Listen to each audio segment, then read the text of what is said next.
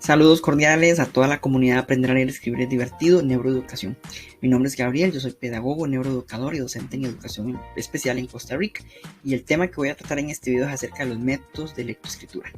Para hablar de ese tema, primero me voy a enfocar en un artículo del doctor Fernando Cuetos titulado Cómo facilitar el aprendizaje de la lectura. Y es que el doctor Fernando Cuetos también es autor de otros libros como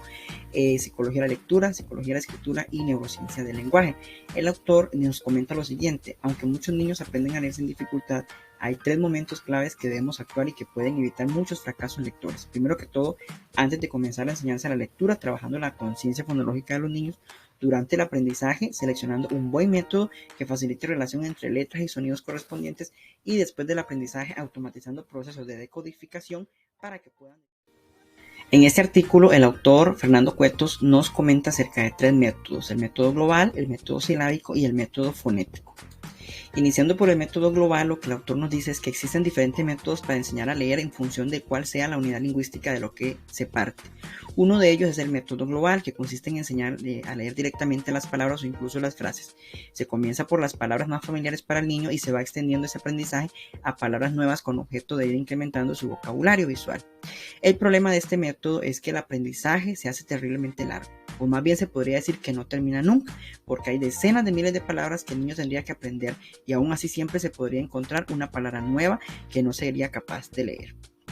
por no pertenecer a su vocabulario. El hecho de que conozca las palabras torpe, tripa o topo no le garantiza que pueda leer la palabra tropa. Cuando se aprende a leer por el método global, los niños siguen un proceso similar al de los chinos, que por tener un sistema logográfico no les queda otra posibilidad que tener que reconocer las palabras globalmente.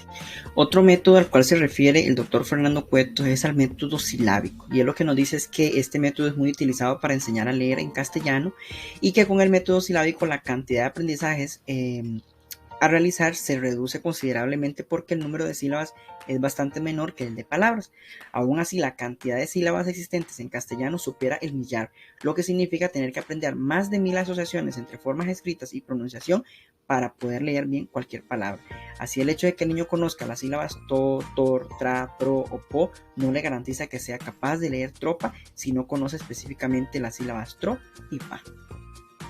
Y el tercer método al cual se refiere el doctor Fernando Cuetos es el método fonético, y él nos dice que requiere aprender pronunciación de cada letra, o dicho con más precisión, de cada grafema, ya que algunos grafemas están formados por 2 letras. En castellano son solo 30 grafemas que el niño tiene que aprender, 27 letras más los grafemas dobles,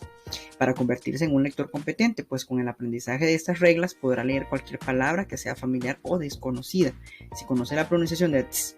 o, p y a, podrá leer trop, aunque no haya visto nunca antes. Relacionado con el método fonético también está el alfabeto, con el que se enseña el nombre de las letras en vez de su sonido, y que tuvo gran difusión en tiempos pasados, aunque actualmente cuenta con pocos defensores, pues saber el nombre de las letras no es suficiente para leer las palabras. Después de conocer lo que nos expone el doctor Fernando Cuetos en su artículo, me gustaría ahora conversar acerca de cuál método sugiere la neurociencia educacional, y para eso nos vamos a enfocar en este libro, El cerebro lector, del doctor Stanislav Dayan, neurocientífico, el cual nos expone estos aspectos importantes y estudios de neuroimágenes acerca de cómo el cerebro procesa las palabras.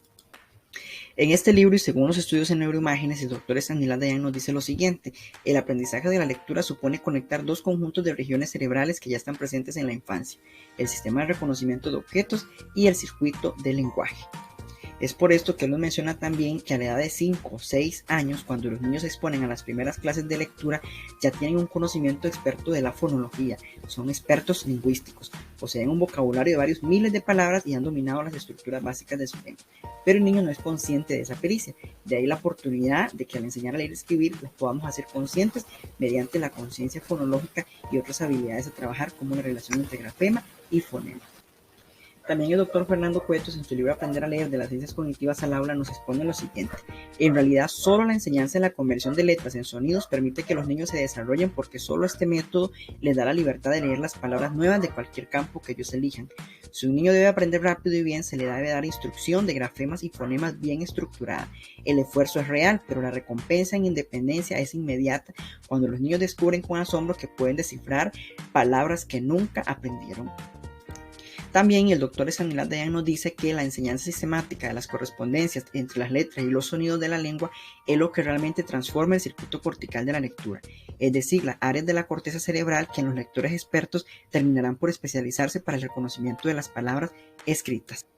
Y les leeré una frase de este libro, Aprender a leer, de las ciencias cognitivas al aula. Y él nos dice: la investigación pedagógica en el aula lo confirma. Los niños a quienes enseñamos de manera explícita que las letras corresponden a qué sonidos aprenden más rápido a leer y comprenden mejor los textos que otros niños que deben descubrir por sí solos el principio alfabético. Eso basados en estudios de neuroimágenes y conociendo cómo se lleva a cabo este proceso en el cerebro.